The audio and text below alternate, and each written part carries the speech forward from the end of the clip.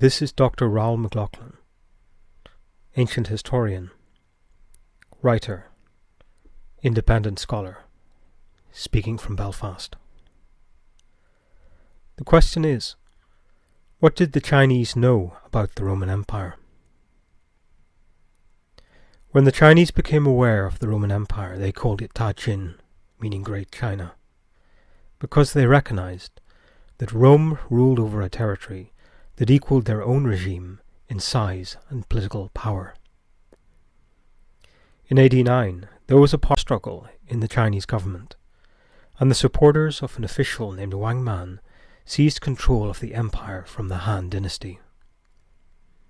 But when Wang Man asked the Tarim kingdoms to acknowledge his rule as emperor, they refused and ceded from Chinese control. The Han dynasty was able to reclaim power in AD 23, but it was several decades before they could successfully restore Chinese interests in the Tarim territories. The Chinese began to regain control over the Tarim kingdoms in AD 74, and it was during this period that the Han government received information about the Roman Empire. Chinese-led armies, commanded by a protector general named Ban Chao, campaigned as far as the Pamir Mountains, which separated the Tarim territories from ancient Afghanistan. On these operations, Chinese officers received reports from foreign merchants and envoys, suggesting that a significant new empire had emerged in the far west. This new regime was reported to be as large and powerful as the Han.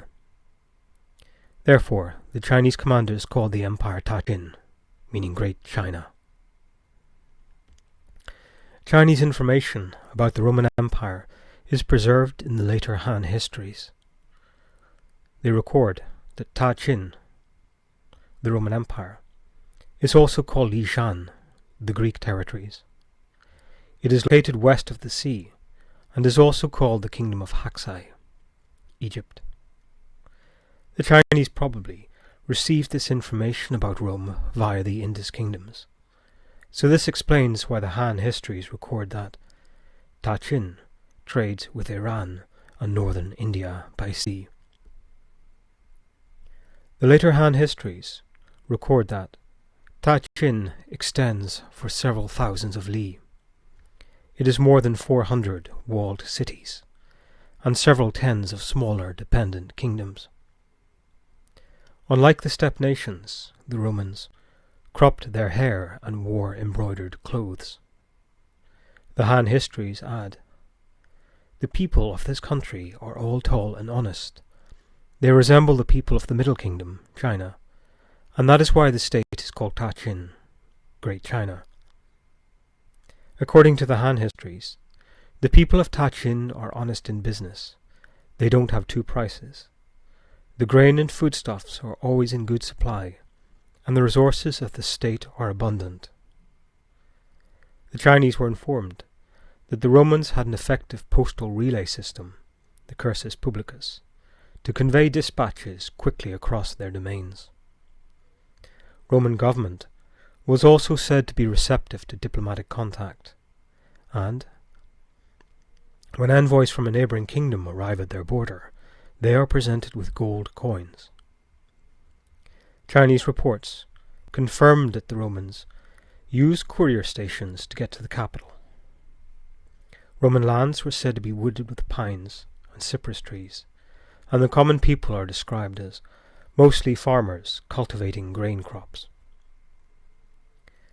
In this era, workshops in Syria rewove Oriental silk into thin fabrics that were stained vibrant colours using unique Mediterranean dyes, and some of this material was sent back to Parthian markets for Iranian caravans to transport into Afghanistan.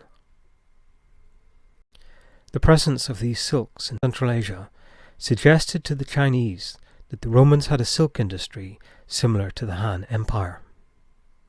It was therefore assumed that the Romans reared their own silkworms and grew mulberry trees. When the Chinese inquired about transport in the Roman Empire, they were told, "The women travel in screen coaches, and small white-roofed one-horse carts. Propertius confirms that upper-class Roman women rode in small carriages that were fitted with silk drapes. The Chinese were well informed about certain Roman commodities, and they received many of these items through the Tarim silk routes. The later Han histories therefore devote an entire section to the valuable products traded by the merchants of Ta-Chin. The Chinese were told, "This country produces plenty of gold, silver, precious jewels, luminous jade, bright moon pearls, fighting cocks, rhino horn, coral, yellow amber, opaque glass, whitish chalcedony, red cinnabar, green gemstones, drawn gold-threaded and multicoloured embroideries, woven gold-threaded net, delicate polychrome silks painted with gold, and asbestos cloth." The Han histories also mention Roman fabrics made from wild silkworm cocoons, and a silky product known as byssus. It was produced by maritime mollusks. Byssus was derived from the filaments that a large species of Mediterranean clam secreted to anchor its shell to rocks on the seabed. Rare byssus fabrics could be spun into delicate gold-coloured gauze that was lighter and finer than silk. The Chinese were also informed that the Romans blend all sorts of perfumes by boiling fragrant juices, and possess all the precious and rare things that come from various foreign kingdoms. The Indian and Iranian merchants who received Roman coinage did not transfer this money into Central Asia. Instead, they reinvested their profits in trade goods and selected valuable commodities such as incense and spices for transport along the Silk Route to China. As a consequence, Chinese agents in the Tarim protectorates were not familiar with Roman currency. The Han were informed that the Empire of Ta-Chin produced gold and silver coins with 10 silver coins worth 1 gold coin. In reality, 25 silver denarii were worth 1 gold aureus in the Roman currency system. But in India, the actual value of silver to gold was 10 to 1, which explains the discrepancy. Chinese accounts of the Ta-Chin capital included information about Rome mixed with details about Antioch and Alexandria, as these cities were each leading centres of imperial rule. The capital of Ta-Chin is described as a city 25 miles in circumference, with 5 palaces fitted with prominent pillars and equipped with crystal tableware. The later Han histories report that each day the ruler of Ta-Chin goes to one of the palaces to deal with matters of state. These palaces could refer to the imperial court, senate building, citizen assemblies, law courts, or temples, all of which were used as venues by the Roman emperor to conduct important political and judicial business. The Chinese heard that the ruler of Rome was directly petitioned by his people, and a porter with a sack will always follow the royal carriage, so when somebody wants to discuss something with the ruler, he throws a note in the sack. The Chinese understood that the Roman ruler had direct judicial authority, and when he arrives at the palace, he opens the bag, examines the contents, and judges if the plaintiff is right or wrong. The Han were informed that Ta-Chin has a government department of archives and a group of 36 leaders who meet together to deliberate on affairs of state. This political organization was perhaps an advisory group formed from ex-consuls, or perhaps the Chinese account refers to the 36 Roman governors who administered the provinces. The Han were also told that the Roman rulers were not permanent, because they select and appoint the most worthy man, and if there are unexpected calamities in the domain, such as frequent extraordinary winds or rain, he is unceremoniously rejected and replaced. This is probably a reference to the Roman position of emperor being allocated as a supreme office, rather than an honour inherited through direct dynastic links. The elderly Emperor Nerva was ruling Rome in AD 97, but he was unpopular with the military, and since he had no familial heir, he came under intense political pressure to adopt a suitable successor from his senior commanders. In AD 98, Nerva granted the supreme position of emperor to Trajan. Dio Cassius explains that Nerva did not esteem family relationship above the safety of the state. 4. He believed in looking at a man's ability.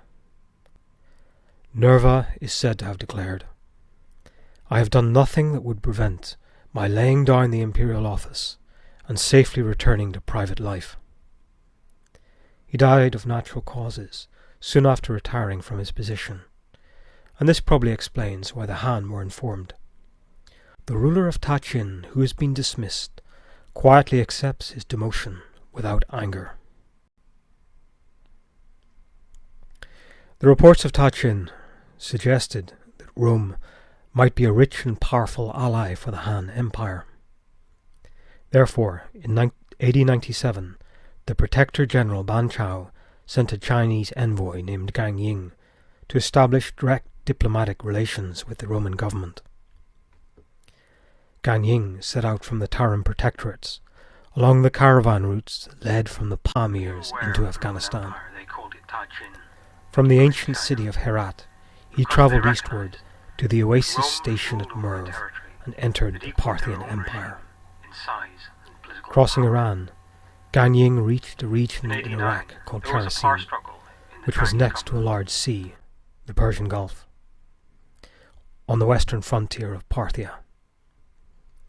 Chinese intelligence suggested that Roman territory lay somewhere beyond the western edge of the Indian Ocean, and Gang Ying therefore reasoned that, leaving Charasin and heading south, you should embark on the sea to reach Cachin. This view oversimplified the maritime route, as the Chinese had no knowledge about the intervening Arabian Peninsula. When Gang Ying asked to sail to Rome, he got confusing responses from the sailors of Charasin, who spoke unfamiliar languages. Some of the sailors offered him passage to Roman Egypt via the Red Sea, while others assumed that he wanted to reach the city of Rome by sailing around Africa. The sailors said to Gan Ying, "The ocean is huge. Those making the round trip can do it in 3 months if the winds are favourable. However, if you encounter winds that delay you, it can take 2 years." Gan Ying was also told that he would have to pay for large-scale provisions, since all the men who go by sea take stores for 3 years. When he heard this, Gang abandoned his plans to reach Rome by sea, and began the long journey back to the Chinese-held Tarim protectorates. He did not realize that Parthia and Rome shared a common land border, and the city of Charasin was only 40 days distant from the Roman frontier in Syria. Gan Ying reported to the Protector General Ban Chao that the vast ocean urges men to think about their homeland, and they become homesick. Some of them even die. Ban Chao therefore concluded that Rome was too distant to assist the Chinese in their efforts to control Central Asia. Had Gan Ying been successful in his mission to Rome, he would have been brought before the military Emperor Trajan in the first year of his reign. This failed enterprise was the only known attempt by Han China to make contact with the Roman Empire. For further information on this and other topics, please see Rome and the Distant East, published in 2010. The Roman Empire and the Indian Ocean, Pen and Sword Press, 2014. And The Roman Empire and the Silk Routes, published in 2016. Thank you.